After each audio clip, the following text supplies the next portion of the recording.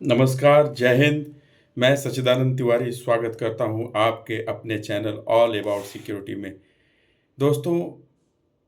सबसे पहले तो अगर आपने मेरे इस चैनल को सब्सक्राइब न किया हो तो मैं आपसे अनुरोध करता हूं कि आप मेरे चैनल को सब्सक्राइब करें, क्योंकि अगर आप मेरे चैनल को सब्सक्राइब करते हैं तो इससे मुझे मोटिवेशन मिलता है और मैं सिक्योरिटी से जुड़े अपने अनुभव को साझा करता रहता हूं इस अपने चैनल में। और अपने चैनल के माध्यम से सिक्योरिटी से जुड़ी जो भी जानकारियां हैं, सेफ्टी से जुड़ी जो भी जानकारियां हैं, मैं वो आप लोगों को समय-समय पर देता रहता हूं। दोस्तों, सिक्योरिटी और सेफ्टी डिपार्टमेंट में काम करने वाले हर व्यक्ति के लिए सबसे ज़्यादा ज़रूरी होता है एक डिसीजन मेकर होना और अंदर से अपने आप को आंकना। अगर सिक्योरिटी मैनेजर आप हो और आपको कोई भी कॉल आती है, चाहे वह सस्पिशियस मूवमेंट से रिलेटेड होती है, चाहे वह फायर केस से होती है, चाहे वह चोरी से संबंधित होती है या किसी भी प्रकार की मॉब से रिलेटेड होती है,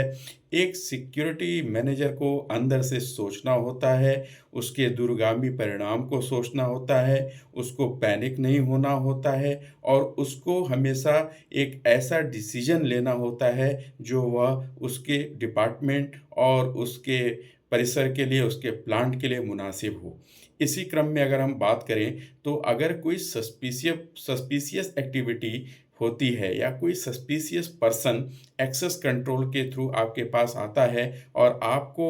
आपके गेट से यह कॉल आती है कि सर एक सस्पिशियस व्यक्ति प्लांट के अंदर आने की कोशिश कर रहा है, वो मेन गेट पे आया है जिसके पास कोई भी वैलिड आई कार्ड नहीं है।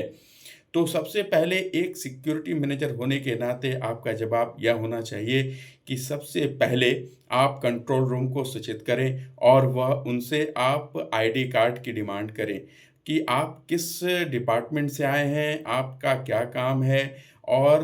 उनको यह सारी चीज़ें पूछने के बाद बहुत ही पोलाइटली आप उनको मना करें कि सर अगर आपका वेरिफिकेशन नहीं होगा तो मैं आपको अंदर नहीं जाने दे सकता, क्योंकि विदाउट वेरिफिकेशन मैं आपको अंदर नहीं जाने दूँगा, यह मेरी एसओपी है। इस क्रम में मेरा जो अनुभव बताता है कि कई बार जो ऑडिटर होते हैं, वह ऑडिटर ऑड टाइम में भी हमारे प्लांट में आ जाते हैं और वह गेट पे आके कई बार इस तरीके से वह एक्ट करते हैं कि वह आपको ऐसा लगेगा ही नहीं कि वो ऑडिटर हैं। वह गेट पे आएँगे और वो ये चेक करेंगे कि गार्ड उनको रोकता है, टोकता है या पूछताछ करता है या नहीं है। और कई बार वो कहता है मेरे पास आईडी कार्ड नहीं है, लेकिन मैं फिर भी प्लांट के अंदर जाऊँगा। और कई बार वो अपने रौबदार अंदाज में जब वो बोलता है तो गार्ड हमारा पैनिक हो जाता है, डर जाता है और डर करके अंदर जाने के लिए अनुमति भी दे देता है। लेकिन ऐसा नहीं करना है। जैसे ही एक सिक्योरिटी ऑफिसर को यह सूचना मिलती है, उसको सबसे पहले यह कहना है, पोलाइटली वहाँ जाना है और उससे ये कहना है कि सर हमारा ये प्रोसेस है, आप अपना वेरिफ़िकेशन कराइए, आप कहाँ से आए हैं, किससे मिलने आए हैं, किस संदर्भ में आए हैं और डिपार्टमेंट हेड से आप जिससे मिलने आए हैं, उनके परमिशन के बिना हम आपको अंदर नहीं ले सकते हैं। सॉरी सर, आपको अपना वेरिफ़िकेशन कराना होगा। तो यह दोस्तों एक सिक्योरिटी ऑफिसर का आत्मनिर्णय होता है। सेम वैसे ही अगली कड़ी में अगर आपके पास कोई फ़ोन आता है कि सर हमारे प्लांट के अंदर स्टोर एरिया में आग लग गई है। अब जैसे ही ये वर्ड सुनते हैं तो आपको तुरंत पैनिक नहीं होना है, लेकिन साथ में आपको अपनी अन्य टीमों को हमेशा अलर्ट कर देना है। आपको तुरंत यह निर्देश देना है कि आप उस एरिया को सुरक्षित करके वहाँ से लोगों को इवैक्यूएट कराएँ, असेंबली पॉइंट पे ले जाएँ और वहाँ पे सोर्स का पता करें, आग कहाँ लगी, कैसे लगी। अगर आग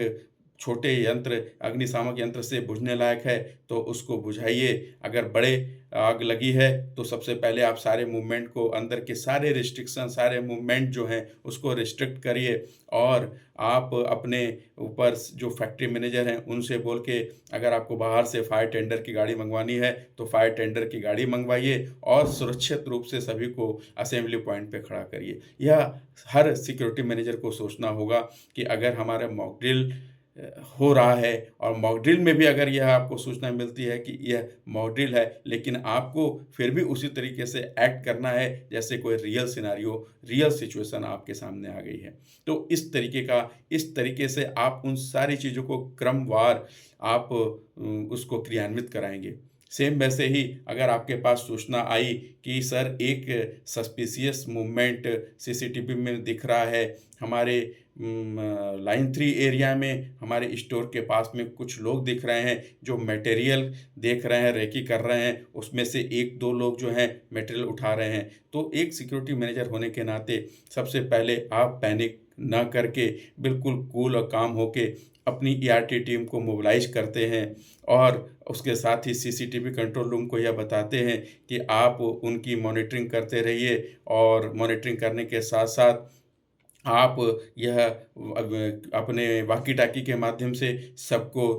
उनके मूवमेंट के बारे में निर्देश देते रहिए और साथ ही साथ जब आप वहाँ पे पहुँचते हैं, तो पहुँचने के बाद ही अगर आप उन लोगों को रेड हैंडेड पकड़ते हैं, रेड हैंडेड पकड़ने के साथ ही सिक्योरिटी मैनेजर का यह भी काम होता है कि अगर उसको सूचना मिली कि कैमरे में कुछ लोग दिख रहे हैं, तुरंत वह लॉ एनफोर्समेंट एजेंसी को कॉल कर दे और वह पुलिस की मदद ले और पुलिस जब तक आए तब तक सिक्योरिटी मैनेजर वहाँ जाके रेड हैंडेड अगर पकड़ता है तो उनको वहाँ से लेकर अपने कंट्रोल रूम में आए उस एरिया को जहाँ से वह चोरी हुई है या चोरी होने की प्रयास किए जा रहे थे उस एरिया को आइसोलेट कर दें, उस एरिया में कॉम्बिंग कर दें, अपने लोगों को उस एरिया के इर्द-गिर्द चारों तरफ सभी लोगों को कॉम्बिंग करने के लिए बोलें कि आप लोग वहाँ पे खोजबीन करें कि कुछ और भी मटेरियल तो नहीं पड़े हुए हैं और साथ ही अपने टीम को यह निर्देश दीजिए कि कोई भी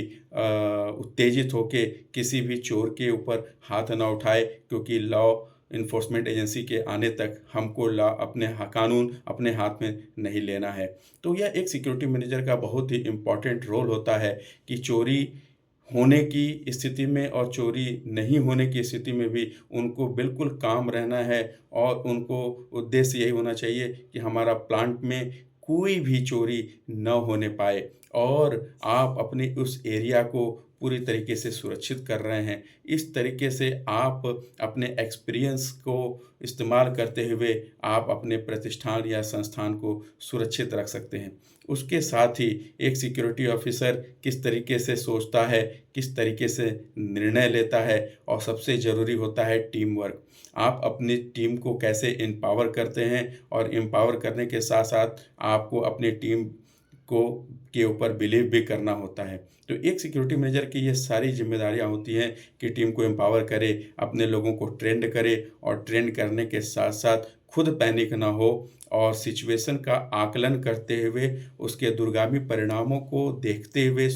उसको सुनिश्चित करते हुए ही कोई निर्णय ले और कोई भी आदेश दे। क्योंकि आपका आदेश जो होता है वह सिक्योरिटी पर्सनल के लिए बहुत ही रामबाण होता है क्योंकि आपने जो आदेश दे दिया आपके सिक्योरिटी पर्सन वही काम करते हैं। इसलिए आपको जो भी आदेश देना है, जो भी निर्देश देना है, उसके देने से पहले एक बार अंदर से ज़रूर सोच लें कि उसके क्या-क्या दूरगामी परिणाम हो सकते हैं। नमस्कार, जय हिंद।